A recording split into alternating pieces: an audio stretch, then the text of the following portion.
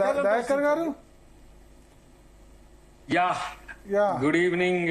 Good evening. ఏంది local body election గురించా ఇదంతా? గుడ్ ఈవినింగ్ భరత్ గారు, శరత్ అంటే నా క్వశ్చన్ కాదు, శ్రీనివాస్ గౌడ్ గారి క్వశ్చన్. లోకల్ బాడీ ఎలక్షన్స్ వస్తున్నాయి కదా, అందుకని ఏదో ఒకటి బ్లేమ్ చేయాలని మీకు గుర్తుకొచ్చినప్పుడల్లా పిలుస్తున్నారట. జనవరిలో ఒకసారి పిలిచారు, మళ్ళీ పిలిచారు, ఇంకా కొంచెం గట్టిగా మాట్లాడితే మళ్ళీ పిలుస్తారట. తప్పదు. శ్రీనివాస్ గౌడ్ గారిని ఎందుకు పిలుస్తలేం? శ్రీనివాస్ గౌడ్ గారు అవినీతి చేసి ఉంటే శ్రీనివాస్ గౌడ్ గారిని పిలుస్తుంటుంది. వాళ్ళ అయ్యను ఆయనను వాళ్ళ మా బావని ఎందుకు పిలుస్తున్నాము, లేకపోతే సోదరి కవితని ఎందుకు ఇక్కడ లిక్కర్ కేసులో పిలిచిందంటే అక్కడ మిస్టేక్ అయింది కాబట్టి.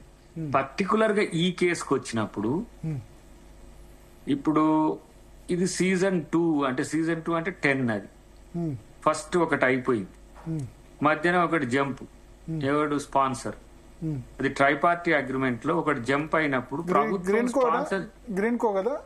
ఇంక ఎందుకు అవన్నీ ఊరికే అని నేను చెప్తలేను, అంటే జనరల్ మన ప్రేక్షకులకు అర్థం కావాలని.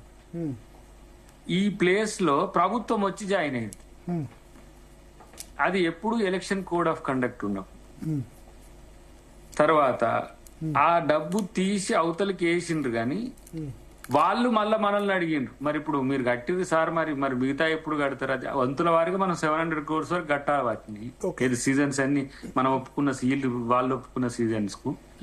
అయితే ఏ టైంలో కట్టిండ్రని చూస్తే ఈ టైంలో కట్టిండ్రు. మనం 10 కోట్లు మళ్ళీ ఆర్బీఐ రూల్స్ కు వ్యతిరేకంగా కట్టిన ఆర్బీఐ మనకు 10 కోట్లు ఫైన్ వేసింది. అసలు ఈ పని ఎందుకు చేయాల్సి వచ్చిందంటే మనోడు రేపు కూడా మళ్ళీ మేమే వస్తాం కదా, ఏమున్నది యువతలు అయితే యువతలు వేస్తే అని వేసింది. కాబట్టి అక్కడ సమాధానం చెప్పుకోవాల్సింది ఏసీబీకి అయితే, అది రేవంత్ రెడ్డి గారు ఎమ్మటే తీసుకుపోయి ఏదో వెనకటి ఖైదీ సినిమాలో బేడీ లేచేటట్టు ఉండదు కదా. దాంట్లో కోర్టు ఉన్నది, దానికి ఒక కథ ఉన్నది. ఆయన నాట్ టు అరెస్ట్ అని కూడా పోయిండు, అట్లా నేను ఇయ్యలేనని చెప్పింది. అసలు ఫస్ట్ ఇది ప్రిమాఫేసి అడ్రస్ కాకపోతే మీకు ఏసీబీనే కాదు కదా, ఒక ఎంక్వైరీ జరిగింది, డిపార్ట్మెంటల్ ఎంక్వైరీ జరిగింది. అరవింద్ కుమార్ అనేటి ఆయన ఎంక్వైరీ చేసి నాకేం తెలియదా, ఆయన మంత్రి ఉన్నాడు, ఆయన చెప్పినట్టు చేసిన బట్టి కేటీఆర్ వచ్చింది. లేకపోతే కేటీఆర్ ఎందుకు సీన్లకు వస్తాడు? అంటే ఇక్కడ ఒకటి కేటీఆర్ అనేది ఏంటంటే, ఎస్ అప్పుడు ఎలక్షన్ కోడ్ ఉంది, రాష్ట్రానికి వచ్చిన ఒక ప్రధాన ఈ ఈవెంట్ ని తరలిపోకుండా ఉండాలన్న ఉద్దేశంతో నేనే ఆర్డర్ ఇచ్చాను. దీనిలో క్రిమినల్ మోటివ్ ఏమైనా ఉందా, నాకేమన్నా డబ్బులు ముట్టాయా, అదేమన్నా ఉందా? అది లేనప్పుడు ఇది only violation of business rules తప్ప దీనిలో కరప్షన్ యాంగిల్ ఎక్కడిది? అది తేలనియర్. అది ఇప్పుడు నేనేమంటున్నా, ఫస్ట్ లెవెల్ ఏంది, కన్సర్న్ మినిస్టర్ అప్పుడు పనిచేసింది కాబట్టి ఇది వాస్తవమా పిలిచి అడిగిండ్రు. వాళ్ళు తయారు చేసిన క్వశ్చన్ సెకండ్ రేంజ్ లో అడిగిండ్రు. థర్డ్ లో వాళ్ళకు వచ్చిన అనుమానాలు థర్డ్ విజిట్ లో అడుగుతారు. దీన్ని బట్టి అసలు ఆయన చేసింది వయోలెన్సా లేకపోతే అరెస్ట్ చేస్తారేమో అని చెప్పి మనోడే పోవడం ఇది ఏంది తుత్తరపాటు ఏంది తొందరపాటు ఏంది ఎవరు చెప్తుండ్రు అనేది నాది. ఇక్కడ నేనేమంటున్నాడు అసలు ముచ్చట, ఇప్పుడు చెయ్యలేదు, మేము తొందరపడి ఆయన అరెస్ట్ చేయాలని ఇంకేదో కక్ష సాధింపు చర్యకు పోతాం. కోర్టు ఏమన్నా కాంగ్రెస్ పార్టీదా, లేకపోతే సుప్రీంకోర్టు ఏమన్నా కాంగ్రెస్ పార్టీకి అనుకూలంగా ఉంటుందా? అక్కడ క్రైమ్ కమిట్ కాకుంటే మంచిగా పూలదండలు వేసుకొని ఇలా 2000 మందితో వచ్చిన రేపు 2 లక్షల మంది అని ఈ నుంచి ఆడికి టీఆర్ఎస్ ఆఫీస్ కాడికి మొత్తం దామ్ ధూమ్ కొట్టుకుంటూ పోండి. ఎందుకు ఏంది దొంగ అనకముందే భుజాలు ఎందుకు తడుముకుంటుండ్రు ఇల్లు నాకు అసలు అర్థం కావట్లే. ఆ రాజకీయ కక్ష సాధింపు.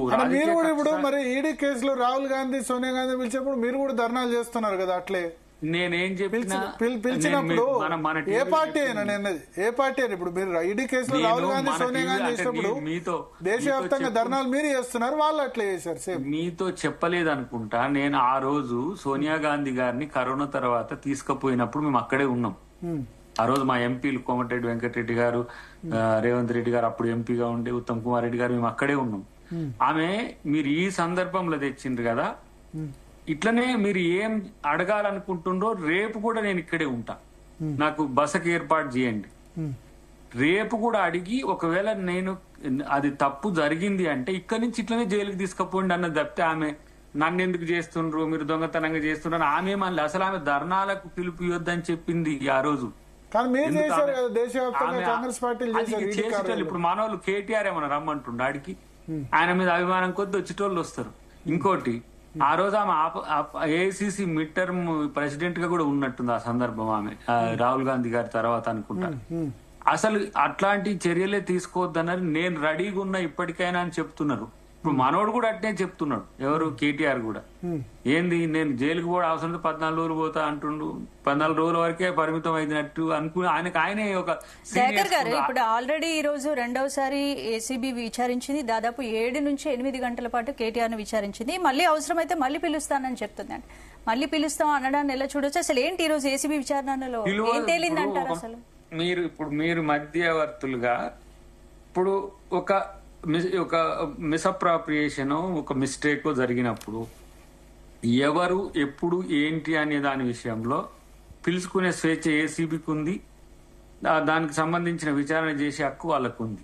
ఇప్పుడు ఎలక్షన్స్ ముందని చెప్పి ఇప్పుడు మా శ్రీనివాస్ అన్న అన్నాడు, శ్రీనివాస్ గౌడ్ అన్న, ఎలక్షన్స్ తర్వాత కూడా ఉంటది కదా, మరి అప్పుడు ఏం చెప్తారు? మళ్ళీ అప్పుడు పథకాలు, ఈ 6 పథకాలను 420 పథకాలను మళ్ళీ అప్పుడు చెప్తారా? ఇది అసలు నేనేమంటున్నా అంటే ఈ తప్పులు చేసే ముందు ఆలోచన ఉండాలి. ఇప్పుడు ఒక మాట, మీరు రూపీ తీసుకోకపోతే 10 కోట్లు స్టేట్ గవర్నమెంట్ కు ఫైన్ ఎందుకు వేసింది? దాన్ని ఏమనాలి? ఆర్బీఐ ఏమన్నా అంటే ఆర్బీఐ కూడా రాజకీయ సో కక్ష ఇదే అడుగుదాం, అంటే ఇది లీగల్ గా